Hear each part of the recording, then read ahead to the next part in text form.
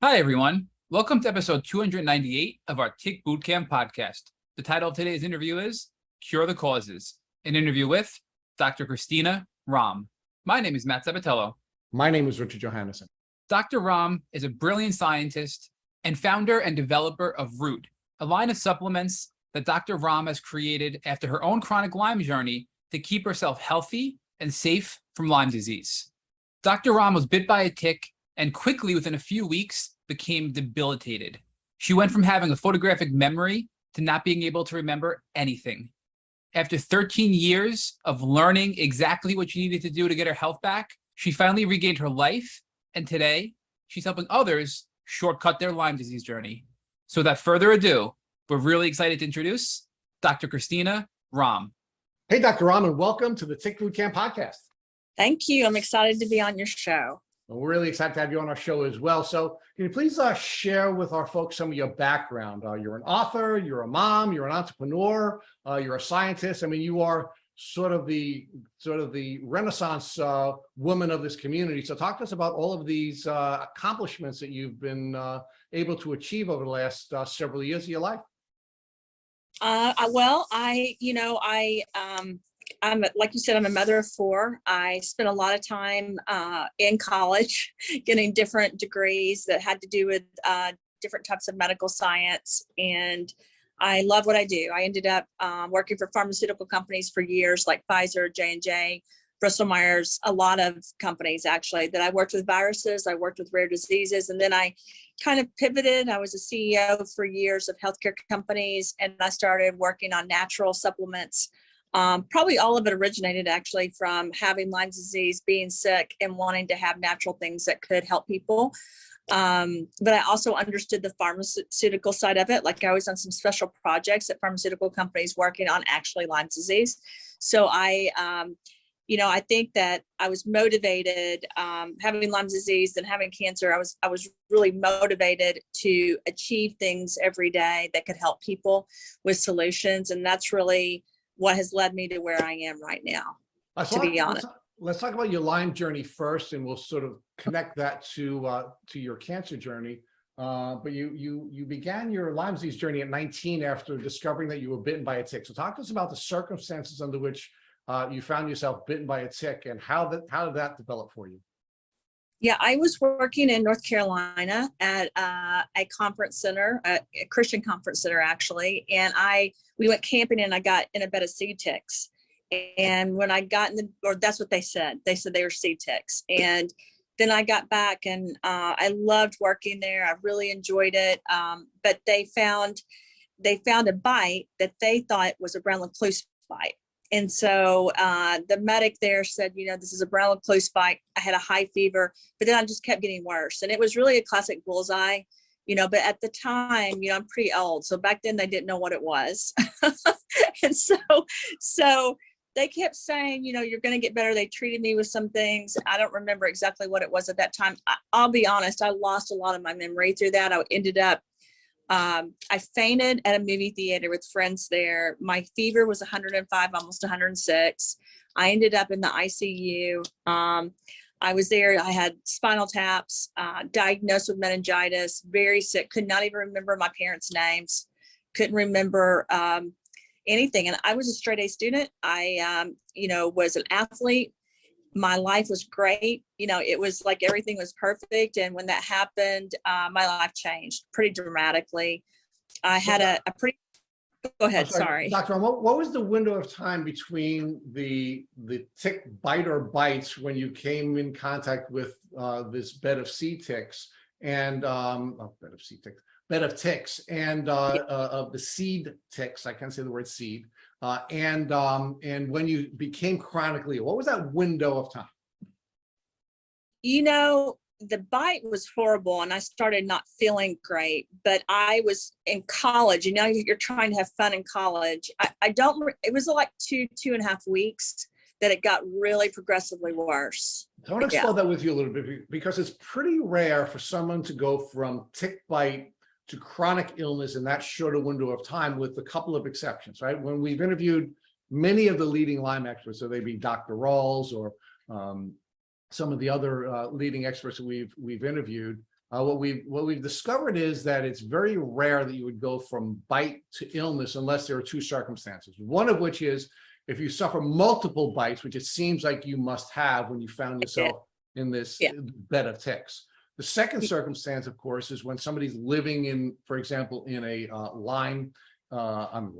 They're living in a mold infested house, or and they're immunocompromised, and they suffer a tick bite, and then they get sick. So, talk to us about first. You had these multiple tick bites, so that makes perfect sense. What was your environment like at that time as well? Do you think you were immunocompromised because you were in the presence of mold or anything like that? Well, I've always had issues with my health, actually, but I had bites all over me. There was just one bite that was significant, but I had it looked horrible, right? And they explained that maybe I got bit by more than one brown recluse, right? And I was living in a dorm-like setting that I remember there was mold everywhere. And, we were outside, and it was in the country, and it was just not I can't say it wasn't a safe environment. It was like living in a cabin, right? That didn't have air conditioning, that didn't have, we all shared bathrooms together, stuff like that. So it was, and I loved being there, but it was definitely a situation where it wasn't like a house where things were being cleaned regularly. It was one of the environments. Yeah. So it sounds like you had the perfect storm, right? You were living in a moldy environment for this window of time. You get bitten by multiple ticks. You have healthcare professionals who at the time really didn't have, not that they're particularly competent now in the Western world, but certainly didn't have the competence to help you get through prophylactically dealing with these bites, and you became chronically ill pretty quickly. Pretty quick. And I say 2.5 weeks. I became very ill in 2.5 weeks. I didn't end up in the hospital till probably 3, almost 4 weeks. I don't remember. I completely lost my memory. It was a really bad situation. And at the time, not very many people knew about Lyme's disease. So I had an infectious disease doctor, which happened to have been one of the few doctors that knew about it back then. Because you're talking, 30 years ago. 30 plus years ago. So, I just remember him even giving me all these tests. I tested positive, the Teeter score, that gave me all these tests. I didn't understand really what he was saying. My family was back in Missouri. My best friend that was my roommate in college happened to be at the camp working with me. And it was really bad. Like, I ended up in the hospital they ended up giving me Rocephin IV treatments and all these kinds of different treatments they were trying that were like chemotherapy. And all the veins collapsed in both of my arms. They put a shunt in. Of course, I can still feel it on my left side to administer medicine. I lost my hair. I lost my eyelashes. I started swelling. They had me on prednisone and different types. I think they even tried methotrexate. I was on a lot of different things, and they would have a nurse come once they'd let me leave after 2 weeks. They were scared I was going to die. They could not, had ice everywhere. They couldn't get the fever down. But by the time I got back to the camp, they did not want me to go home to Missouri, so I stayed there for the summer with someone coming every day to give the IV treatments. They were worried if I left, I wouldn't get the right treatment because there weren't a lot of doctors that were handling Lyme disease at the time. So it became, if you ask me about that summer, all I remember is getting sick constantly. I went from being this active person that was happy to not being able to get out of bed. And when I got out of bed, I was just so sick that I was miserable. I remember thinking, I can't live this way. It was really bad. And I still remember being very emotional and sad. And I went from having a photographic memory to not understanding anything, and that was probably the hardest part for me, because I had always been one of these kids that I knew I wanted to do all these things with my life, and to lose my memory and my ability to be the top person in school was really hard for me. So, Dr. Rahm, at this point, when they gave you the IV Rocephin and they're throwing everything, but the kitchen sink at you, were you feeling any better in the short term? I felt horrible. It was, they tried a type of chemotherapy. And, now, back then, I wasn't the person I am now. Like, now I understand every medication. That's what I've done for a living. So, but back then, I didn't know. I just knew that every time they came, I got sick after the treatments. And I couldn't figure out if it was from the Lyme disease or what they were giving me. But they explained to me they had to do it. They did it for a period of about 3 months. And then I ended up going back to college. They actually told me I shouldn't go to college for 2 years. I needed to take at least a year off. But my parents were like, you're going to go back to school and you're going to be fine. And you know, it was really hard. I was in a sorority. When I went back to school, I didn't want to go to the parties. I didn't want to get up. Thankfully, the college let me basically take classes, not online, but I didn't have to go to school. I just went to take the test. The problem was I couldn't even remember the question. Like I remember reading the question. And if you said to me, what is 2 + 2 at the time? I might understand that it was 4, but I wasn't even able to write 4. Like they diagnosed me with rheumatoid arthritis and psoriasis, you know, so I had all these diagnoses. And if you saw my pictures back then, you wouldn't recognize me. I mean, I looked horrible. So Dr. Rahm, just for clarity, this summer when you got diagnosed with Lyme disease, was there any other tests done for other tick-borne illnesses? And you mentioned chemotherapy. Were they using chemo for the Lyme, or were they using that for some other, you know, other treatment that you had another condition for? It was an experimental treatment he was trying. No, they were using it for that and for supposedly the rheumatoid. It was more like a human monoclonal antibody, but it was a type of chemotherapy trying to help me with the rheumatoid arthritis and psoriasis and all the other things that they had diagnosed me with. They did test me for everything else. Yes, they tested me for everything under the sun. They did repetitive tests on everything during that time. I have to be honest, I had a really good doctor. I still remember, I don't know if I should say this. My mom and dad did not believe in Lyme disease. And they just wanted me to be okay. And he was pretty upset because he knew how serious it was. And I have really great parents, but he was not that nice to my parents because he tried to explain. At the time, my dad had read some stuff and he thought it was just a made up illness. And so, yeah. But when you went back to college after that summer, did your doctor, who was Lyme literate, tell you that you were quote unquote cured from Lyme? Or was he telling you needed more treatment and your parents said, oh, Lyme's not real, go back to school and be normal? You know, what happened at that point? That's what happened. He basically was like, you're going to keep needing treatment. You need to be followed. But I ended up really starting to research things and look into things. And I started understanding that antibiotics and antifungals and different type of medication could help me. I took myself off of the prednisone. I hated it. I actually, in the end, was like, I was glad my parents, I didn't want to do it anymore. I just didn't. And I started researching natural things that could help me. I was raised on a farm by a mother that's, you know, Cherokee and Choctaw Indian. I was raised with natural things anyway. And so for me, the treatments they were giving me, I did not believe were a long-term solution for me personally. It made me so sick. I felt like they were killing me. Dr. Rahm, you're not alone in that. And also people not believing in chronic Lyme or Lyme in general is not uncommon because of all the controversy that's out there. You know, we call them the Lyme wars, right? But let's talk more about your pivot from Western medicine to natural medicine, because we know that you're the author of Cure the Causes, this brilliant book that you've written. We know that you're the founder of Root Wellness, and you have all these supplements that you've now, you know, today been able to create to help people that are unwell and looking to improve their health. You've been featured in Forbes magazine. I mean, so you've really did this 180 with your health. So share with us when you started to have this transition into natural medicine and what that was like for you and how your health started to improve. You know, I started realizing that now that I'm thinking about this, because we're walking through this journey with me, I did stay on prednisone, and they tried a cyclosporin and a methotrexate and all these things. I remember they had me on a kind of antibiotic. It wasn't Zithromax. I actually ended up working on Zithromax with Lyme disease later at Pfizer. I had an experience with that. But during that time, everything they were giving me was making me extremely sick. I'm sure, you know, now that I look back, the microbiome of my body was messed up. They did not have me, like I should have been on antifungals, right? Like there's a lot of stuff that now I understand because of the research I've done. Like I've had the luxury at this point of being involved in research at some of the top companies that we didn't push out all the results, but I saw some things that worked with Lyme disease.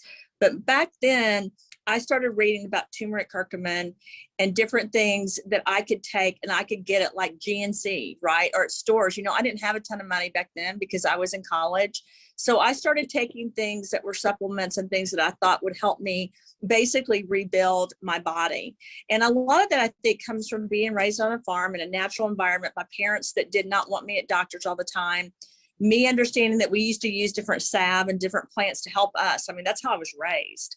So when I started making that transition, I started feeling better. But I will say this, it was a good, gosh, 2, 3, 4 years, actually 4 strong years before I was really able to, I know this sounds really odd, but to comprehend and to understand even the classes I was taking. Like I went from undergrad to graduate school.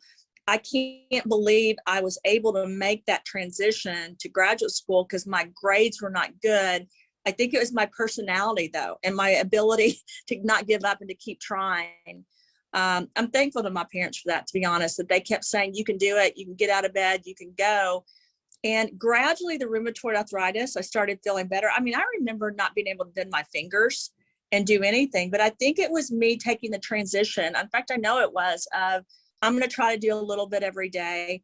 I had studied some stuff on different types of salts and different types of zeolites and things like that that could help. And I just was fortunate enough to go back to really my roots of how I was raised on what I thought I should do for myself. But I'm just going to be honest with you guys, I didn't have any guidance from anyone else. There was never anyone there I could talk to really about this. Yeah. And you know, there's so much of this, I think, is this root cause medicine is so bio-individual. We talk about this a lot on this podcast, Dr. Rahm, where you have to figure out what you need and then try to find doctors to work with you, but you're sort of the detective and you're the core person to be able to navigate throughout this journey that is chronic illness, right? So you mentioned a lot of things that you use naturally to start improving your health, and it took many years for you to make some improvements. But looking back at your journey, give us some ideas of the top natural treatments you use to help you with your Lyme disease. You know, what herbs, what binders, specific things that have helped you in your own bio-individual health to get the gains that you were able to achieve to be where you are today. Yeah, I used a lot of aloe vera cleanses. I did a lot with turmeric curcumin. I did a lot with at the time, I remember studying black cumin seed and, you know, oils and how that could help. I did a lot with that. I did a lot with the grains, which I ended up reverting back to when I ended up being diagnosed with a brain tumor. Because, by the way, and we may not get into this, we may not have time, but I really believe the fact that I had cancer while I was pregnant and had different types of cancer stemmed from epigenetics happening from that Lyme disease.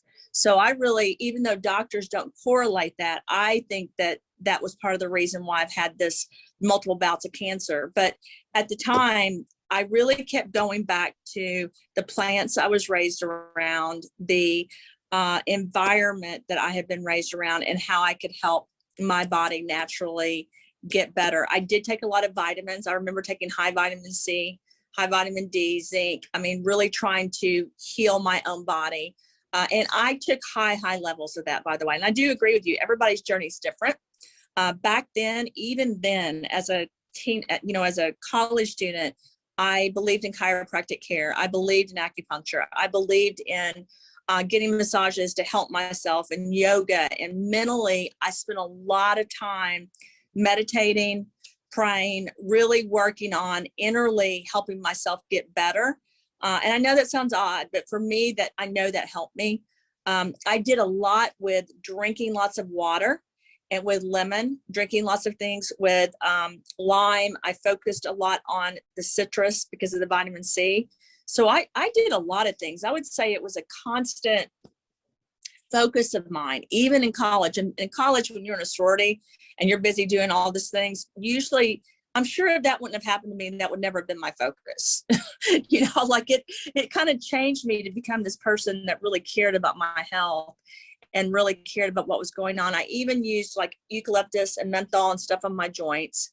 I was focused the whole time on detoxing this out of my body and getting it out. I had this visual of this virus being inside of me, laying eggs, and I just wanted to get rid of it. So I really, and then I caught something. I'll still remember this, and this isn't a natural solution, but what I caught was, of course, my immune system was bad, so I kept getting sick. So when I went to, you know how you go to the doctor on campus when you're in college, I went and they would do some IVs, because another thing that happened during that period is I was diagnosed with parasites at one of the hospitals, and I ended up staying in the hospital. They almost did an appendectomy, but they didn't, because they showed me these parasites that they found inside of me. I really still believe a lot of that came again from Lyme disease. I had huge GI issues, so I started focusing on really helping the microbiome of the stomach. I started researching that, and so I really focused on my stomach, my heart, and my brain, and how do I get that clean? How do I help myself? I would drink celery juice. Like I would drink these green shakes, really focusing on getting that out. And at the time, again, I was not a scientist. This was not my, I was an artist. I was someone that loved having fun. So it was just me continually going to the library. At the time, we didn't have these computers where everyone saw everything. So I kept going, and I'll tell you what I did. I researched parasites. I researched different types of ticks. I researched different types of spiders, and I used a lot of the things that I read naturally to help myself get better from Lyme disease. Dr. Rahm, what I like so much about what you just described is you gave us so much information for people to heal from Lyme, but all the real easy things you can do that are really cheap. What we hear often is, I can't afford to treat Lyme. It's too complicated. But you just gave us so many natural things to do to address the entire body: parasites, Lyme, detox, immune support, full body support that you use to overcome chronic Lyme disease. And it doesn't sound like it was super expensive to implement a lot of those techniques, correct? Correct. And I kind of got off topic a little bit. I did catch that when I would get sick, they would give me an antibiotic. And then I would get a yeast infection, because a lot of people will. And I don't know if you've heard this, but you probably have. A lot of people that have Lyme disease have more fungus, right? Yep. And actually the ticks and the parasites breed in the fungus. And at the time, there wasn't a lot of knowledge, but I've always been one of these people that I pay really close attention to my body, like what's going on. And I noticed that when I would take an antibiotic and then an antifungal, I would start to feel better. For my body, I would start to literally feel better. And it was interesting when I went to work at Pfizer. It's amazing how the universe works out, because I go to work for Pfizer, and I worked in an area of Pfizer that had to do with diflucan, which is an antifungal, and Zithromax, which is an antibiotic. And then we were doing this project on anthrax, and it was on the marketing side, and I was brought into it at Camp Pendleton. And I remember saying, oh my gosh, this is why I'm feeling better sometimes when I get really sick and I use this, it helps me. And so I had the ability, because of different things I did, to have all this medication as well as natural things, right? And so I kind of became my own doctor, which I think led me on the path that I am now, because doctors could not help me. They could not answer my questions. I started feeling like they thought I was crazy. So I stopped going to doctors, because I didn't want them to act like something was wrong with me. And candidly, I got tired of talking about it and complaining. So I kind of took matters into my own hands. But I was fortunate, because I was exposed to all of this by working for one of the top, pharmaceutical companies in the United States. And even though they never released that, I was part of a project where I got to see that. And Dr. Rahm, this is something you discuss in the intro of your book, where you say you are the help and the solution you're searching for, right? I mean, that's something you really emphasize in your book, where the patient needs to be empowered, and the patient can get better. Yeah. And there are simple, affordable things we can do. And you talk about them in your book, and that's what you did in your own life, right? So what else did you do that we may have missed, right? I mean, obviously now you went on, you're this brilliant scientist, you've written books, it's just, your career is amazing and your qualifications are off the charts. But parasites, you had probably candida, you had fungus, you had Lyme disease, right? What else was going on in your body, and what else were you doing to treat, if anything, that we may have missed on this interview so far? Well, I became very careful. Like for 3 years, I was a vegan, and I ate grains. I didn't eat any sugar. I didn't have alcohol. I just really tried to clean everything out and focus on my body being the inside. So I did take a lot of Epsom salt baths. I did take a lot of, like, I traveled to places where, this is going to sound odd probably, but like to the sea, so I could try to detox things out. I had this huge thought process again that I was not getting the spiral sheets out. And I understood enough, especially because if you really look, like when people tell me they've had Lyme disease and had issues for 10 years, that doesn't shock me at all. Because if you really look at my life, I had continuous problems until I would say that was when I was 19, until I was like, 32. I had these continuous, and I was continuously on this journey. Like I would start having my joints swell. I would start gaining weight. There was always something that was happening, and I would always go on these cleanses. I really would. I would do these green cleanses, drink lots of water, drink lots of lemon juice. I would take different types. I would gargle salt because I knew that there was a type of salt that could really help cleanse the body as well. I would even drink like a gallon of salt. I tried everything, right? And it was interesting. I think part of it's mental too. I think you have to figure out what your path is and how you should help yourself. You can't give up. And it's your own journey. Like, I don't think my journey is the same as everyone's. I did use infrared saunas. Back then it was not a thing, but I found people that had different types of saunas and I used them. I noticed it helped. So again, I really believe it was me paying attention to my body and figuring out how I could help myself. Doctor, I'm looking at this big picture. It seems like you went from being completely bedbound and losing your mind within 4 weeks to becoming your own advocate, working with a variety of doctors and professionals, but you taking the charge in that to getting your health back. But over 13 years, you were going through this internal balance and war and struggle of health and illness. And so you finally found a way to get yourself over that hill, I'll call it, to find health. And let's talk more about the root products that you have, right? I know we only have a few minutes left in this interview, but this whole root cause healing is so important. And now you have this brand Root. You have a ton of supplements you're selling that you've built and really, specify for people that are struggling with gut issues and Lyme and chronic illness. So if you can just transition into that for us and explain the root cause healing you found and how it led you to develop the Root brand that you now have and that's helping so many people around the world. Yeah. So what happened was I was working with the NBA and the NFL Alumni Association. I met this guy named John Sally. He's a basketball player.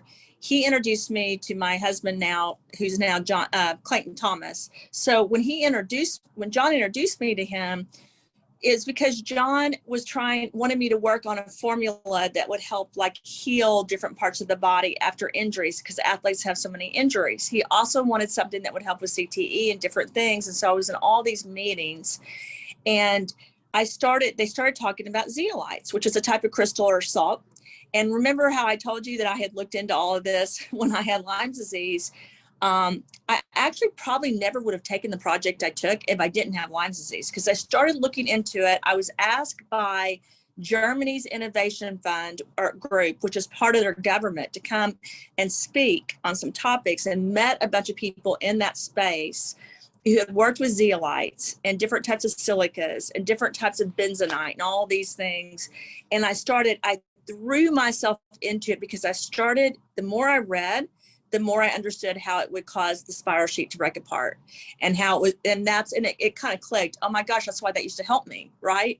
And so I took the project. I ended up writing a patent in 2015 that had 168 claims, which involved part of this, and the patents were accepted. They were challenged for years by competitors and finally accepted. I can send you a copy of it if you want. The patents got approved for reversal of aging and anti-cancerogenic effects and getting rid of nuclear waste, but there's also elements in there that talk about the Lyme disease and spiral sheets. And since that time, I've written 10 additional patents, and some of those have things in there as well about the spiral sheets and the Lyme disease. My goal was to keep the levels down of this illness, this virus, these bacteria, the fungus. I wanted to keep it all down so the spiral sheets couldn't nest and breed. And so I can't say things past the brain barrier because it's a nutraceutical, but I wanted it to be able to communicate so that the brain would be healthy. Because if you ask me how I felt I can still feel, it still makes me feel yucky when you bring this subject up, because I remember thinking my brain was on fire. Like, my brain's not my brain anymore, even though it's still me. It couldn't unlock. So my goal was to give hope, and I wanted something I could take all the time instead of an antibiotic and an antifungal. I wanted something natural. So that whole line at Root is for people that are healthy, but I really made it, I don't mean this selfishly, but for me and for my family, with had that, because I believe that I was pregnant and that I passed this on to my kids, even though they don't realize it. And I want my kids to be healthy. And so my focus on developing the line that I did at Root was to use turmeric and curcumin, resveratrol, to use, black cumin seed. But I want to tell you, aloe vera, apple cider vinegar, spirulina, chlorella, barley, wheatgrass. I could go on and on. I wanted something that was non-GMO, gluten-free. So I used things before they would sprout. So even if it was a grain that was a wheatgrass, it didn't have gluten in it. I really wanted this because I wanted to be able to give to people something that didn't have the sugars, that didn't have all these things, and help heal the microbiome of the stomach, help keep spiral sheets and the viral loads down, and the bacteria and the fungus, because I think they're all connected. And I think that when you get Lyme disease, the real thing that I think happens is this inflammatory cascade, and all of that stuff, because it goes down, it just starts breeding in the body.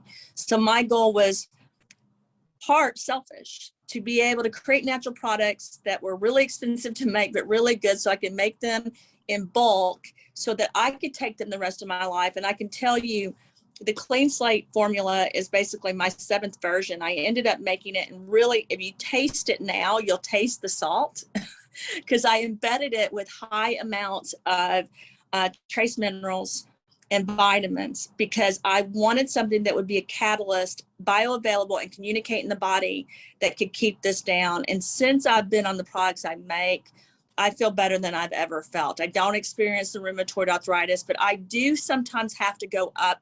And I don't want your audience to do this, but for me, I sometimes have to take half a bottle. If I start feeling sick or feel like it's coming back, I will drink half a bottle of the Clean Slate, and I'll take more of the Restore so that I can make sure that I have the turmeric root at a very high level in my body. I made the Zero N, which is the 3rd product, because of the neurotransmission of the brain.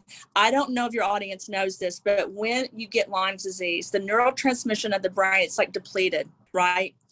And then I also made a product that produces NAD in the body and protects the mitochondria and the glutathione, because I understand too, when the spiral sheets are in there, your NAD is depleted, but people may or may not know this. The spiral sheets have NAD. So NAD is in every living organism. And the problem is, if your body is depleted in NAD and they have NAD, then you can't get better because your body's not strong enough to fight it. So I don't like to talk about Lyme disease a lot because it makes me cry and almost ruin my life, to be honest. And it took me from being this person that had my whole life, that I thought was going to be this fantastic life, to something that for years it was, you couldn't even talk about it to people because no one even knew what it was. And if they did, they didn't want to hear it. And so I really feel blessed that I was put in a situation to become a scientist, that I was able to get my memory back. And I do want to tell you this, I never fully got my memory back. I used to be able to look at a piece of paper and I never had to study. I never had to worry about it. It took years for me to relearn even simple math and science. I mean, I almost failed out as math and science in college, but yet I had straight A's in high school because I couldn't even communicate. Like you told me earlier, you couldn't communicate before the show. That's how I was. I couldn't even say my name is Christina, right? It was bizarre. So I feel now fortunate, but I can see how people almost give up because it's really hard to have this disease, this illness, and not have people understand. Well, Dr. Rahm, first of all, thank you for coming on and sharing such a difficult part of your life. We know it's not easy. And thank you for providing hope and inspiration to our listeners, because I mean, hearing where you were and seeing where you are now is such a radical transformation. And it's so beautiful to see how far you've come and how well you're doing.